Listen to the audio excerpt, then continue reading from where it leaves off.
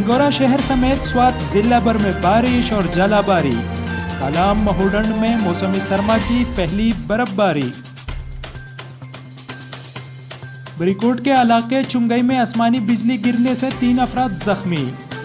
زخمیوں کو طبی امداد کے لیے سیدو ہسپتال منتقل کر دیا گیا. JUI کے کارکنوں کا وزیر اعلیٰ کے حلقے میں ریلی.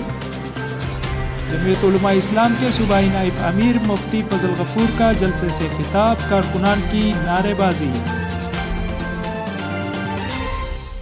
شوکت یوسفزئی مقتول ایجوکیشن آفیسر نواب علی کی فاتح خانی کے لیے شانگلہ پہنچے تو عوام نے ان کے خلاف نعرے بازی شروع کر دی.